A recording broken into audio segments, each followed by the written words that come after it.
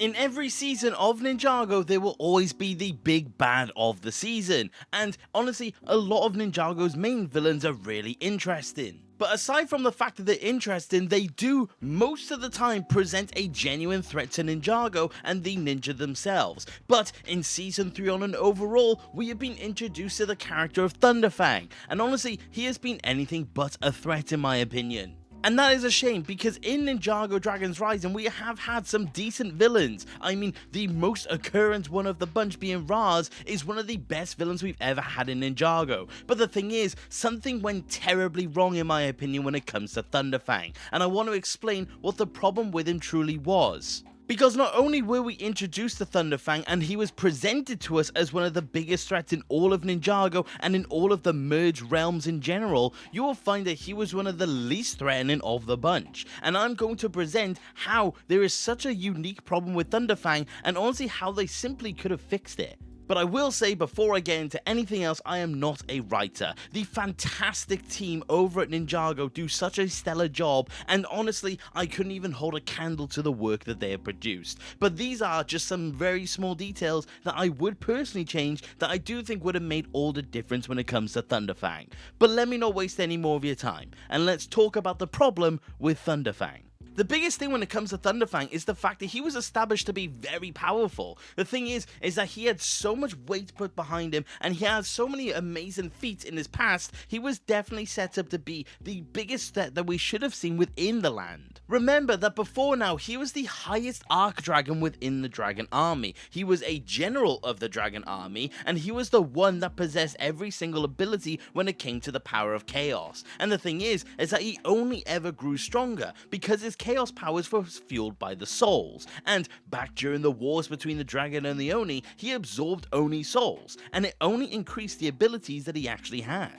We know for a fact that he has multiple victories when it comes to the war between the dragon and the Oni, to the point where we know that that is where his belief of being a source dragon actually came to be. His accomplishments is what made him aspire to actually join the source dragons, and even though they deemed him unworthy, he immediately took to the revenge arc that we actually do get to see him on to the very point of Season 3 Part 2. He was only defeated by the Arc Dragon of Focus, and even then, he was never fully killed, he was simply only ever imprisoned. And like I said, it took the Arc Dragon of Focus, which is deemed the champion of the Source Dragons and the mortal avatar of the Source Dragon of Focus. The fact is that it took a very high energy or high power being to be able to actually take him out, and even then, it never fully did so. This background of Thunderfang very clearly sets the stage of what he truly was, what the abilities of him was, and how he could truly be a formidable foe for anyone that stood in his way. And the thing is that setup is so fascinating to me, and the fact that we don't get anything more than that honestly is a shame. I would love to see more backstory when it comes to Thunderfang, how he was in the Dragon Army, how he treated those around him, and the true accomplishments that he actually had. How was he when he faced against the Oni? How did he utilize his powers? There is so many amazing questions with Thunderfang in general, and none of it gets explored. And that is the first problem that I feel like should have been addressed with Thunderfang. We should have had more in terms of the backstory. We saw how he initially fought up against the Arc Dragon of Focus, and that was all well and good. But the thing is that this backstory very heavily sets the tone when it comes to Thunderfang. Thunderfang should have had more of a background. We should have established him more with these details. We should have seen him actually accomplish the feats that we are told about. But ultimately, the lack of screen time meant that he never actually got to do that. The next known section of his history, apart from the fact that he selected the Forbidden Five, only reinforces this point, because it's Season 3 Part 1 that we actually know next when it comes to him. I mean, he was in prison the whole time, he had nothing else that he simply could have done. But the thing is that imprisonment really does demonstrate the scope of his power, because he was held by 5 specific chains that only could have been broken by 5 specific prismatic blades. The thing is, that is a very, very big contingency for such a being. That shows that he truly had that much power, that he had to have that specific of a imprisonment set upon him. But once he's freed, what does he actually do? Well, that's the thing. Basically nothing. Of course, the thing is that he does get distracted by the fact that there's a Source Dragon conduit right in front of him, and his ultimate goal is to get to the Source Dragons themselves. But the thing is that he doesn't actually do anything once he is freed. It's almost like he didn't anticipate the fact he was going to be freed. But a fun fact, he never actually flies. He's a dragon that we never actually get to see flying. And that leads to the next problem. It feels like the whole thing of Thunderfang needs to be released was the whole point of Season 3 Part 1. Once he is, it feels like they almost didn't know what to do with him after that point in time. The thing is that they clearly wanted a certain set of things to happen when it comes to him. They wanted to free Thunderfang, and they wanted him to have his spectral form. But I don't think they necessarily considered the bridge between those 2 points in time. And I do think that is ultimately the problem. Because like I said, he basically just stands around for Season 3 Part 1. He doesn't necessarily do anything once he is actually set free. So like I said, that is the next problem when it comes to Thunderfang. And I do think there is a solution when it comes to it. And that would be to simply have him fly off and actually cause some form of chaos. Zing. But the thing is that Thunderfang should have had more of a threat on the lands as a whole when he was actually in his completed form. The thing is that he's essentially a general. He is a person of war. He is someone who experienced war and is experiencing a lot of different fights. So him just standing there honestly feels really strange. And I do think that is what he should have done. Not stand around. Imagine if a part of the finale was the ninja trying to catch up to Thunderfang. What if Thunderfang goes to Ninjago City and causes chaos there? He's knocking over skyscrapers, he's knocking over buildings, he's causing a threat to the people, he is absorbing souls of the Ninjago citizens. What if those were all aspects that Thunderfang did before he was essentially turned into a big lump of rock and completely disintegrated into nothing? This would have shown Thunderfang as a very serious threat to the realms. This would have shown Thunderfang as a threat to the Source Dragons. This would have shown that he was a formidable force and something that the ninja had to deal with. Yes, still go through with the idea of Lloyd's soul being absorbed. That is a fantastic aspect that you could have had incorporated. But the thing is that once that's done, again Thunderfang proceeds to stand around and basically do nothing. Of course he's trying to speak to the Source Dragons above because he's now absorbed the conduit, but the thing is that they could have had Thunderfang go off and do more. And again, this comes back to the consequence of runtime and screen time. They never really gave a lot of time for the final fight when it comes to Ninjago. The thing is that they could have done something in vein of Season 1,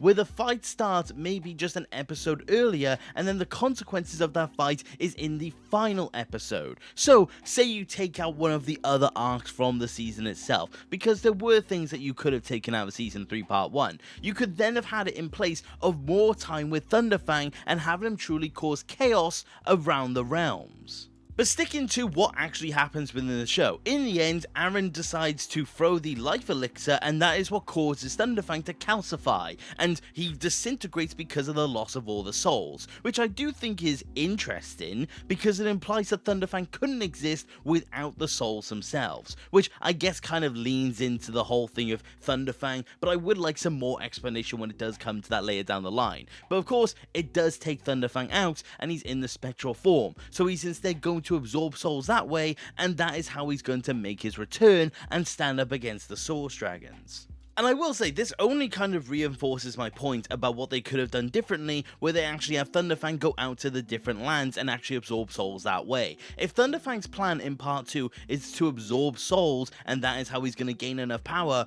why wasn't that his first ambition in Season 3 Part 1? Why couldn't we have had that arc, like I said, where Thunderfang actually goes off and absorbs souls when he's actually in his living form? It's honestly, in my opinion, a very missed opportunity. And like I said, it ultimately probably does come down to runtime, but I do feel like in the perfect world, we would have seen more of Thunderfang's plan in Season 3 Part 1, because him just standing around just simply didn't make too much sense to me.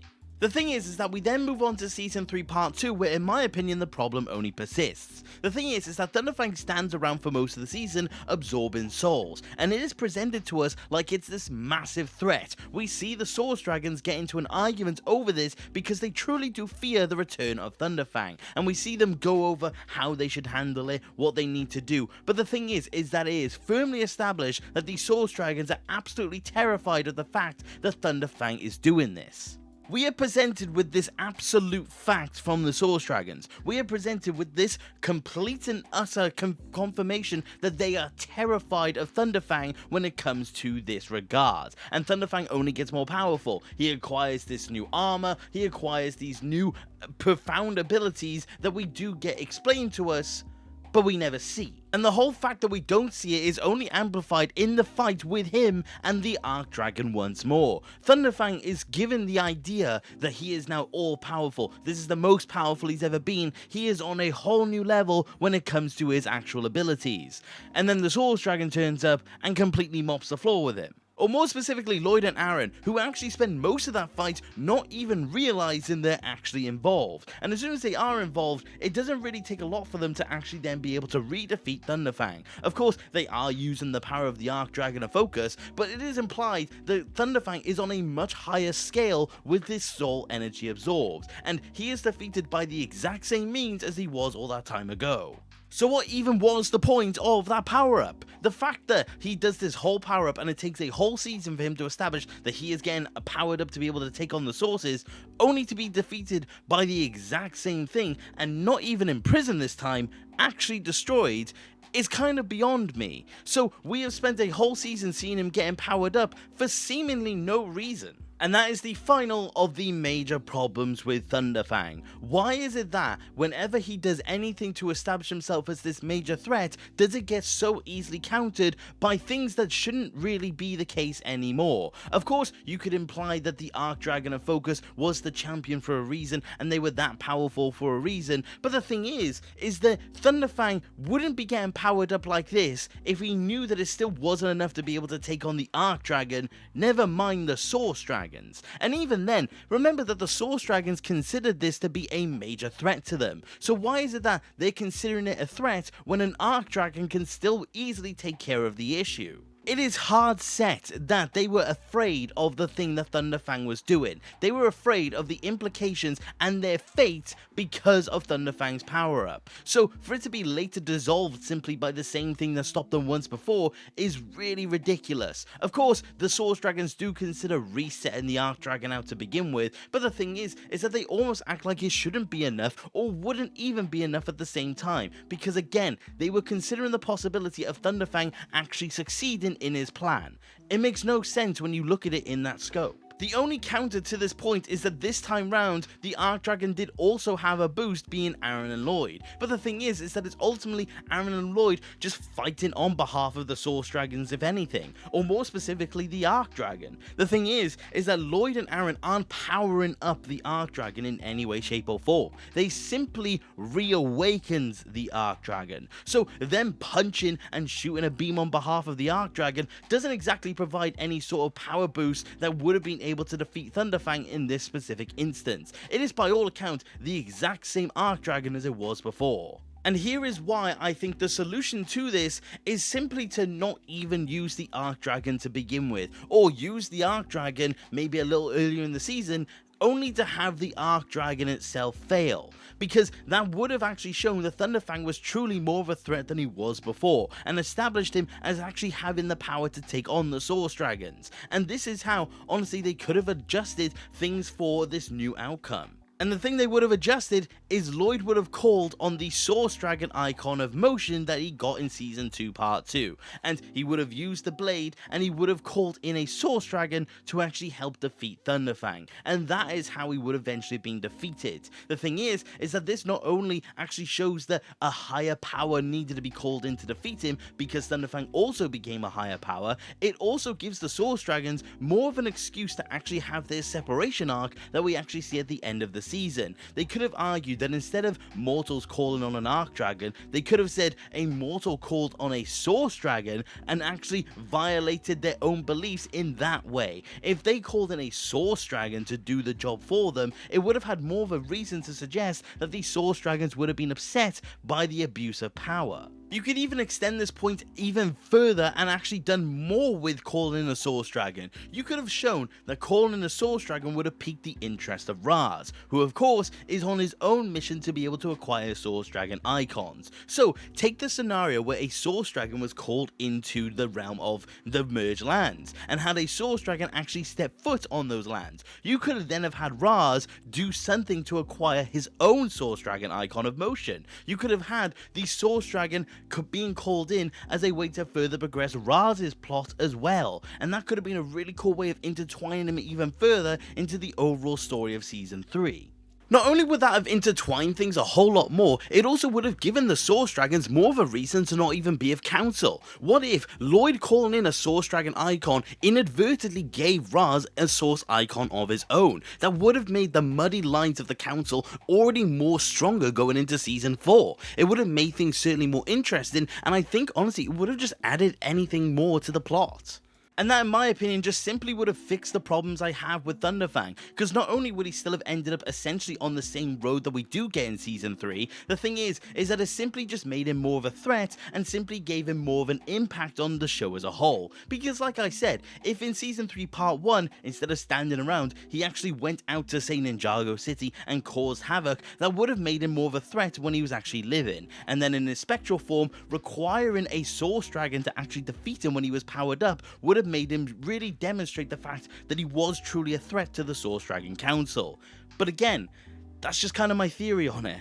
But that on an overall is how I do think you could have approached the multiple problems that we did have with Thunderfang. It would have given Thunderfang more of a background, it would have established him more as a threat, and it would have given him a better death overall. I do think the solutions I gave to these problems would have been really cool to have seen in Season 3, and I do think it would have had interesting consequences and made the plot a lot more interesting. But again, I'm not taking responsibility for the outcomes of Ninjago, and I am not claiming that I know better than the writers that we do have, because they do a fantastic job, and I want to make that abundantly clear. But that is just how I personally could have interpreted Season 3, or more specifically the character of Thunderfang, in a different way. But let me know what you think of Thunderfang on an overall, and what you think of the problems that I presented about him, and what your solutions could have been. Do you agree with what I said? Do you disagree with what I said? Is there anything you would like to add, or if you think there's anything I missed out? But I do believe that I have given decent solutions to the problems that we do have with him, because this is a character who we also know stands up to the likes of a dragon like Firstborn, and honestly, as it currently stands, I don't think he even holds a candle to that kind of fight. But with those ideas that I had in mind, I do think that would have given him a true fighting chance, and really made him have his own spot in the history of Ninjago as a competent, intimidating, and a threat to the land itself. But that is about it for today, you guys, and thank you very much for watching. Take care. Okay,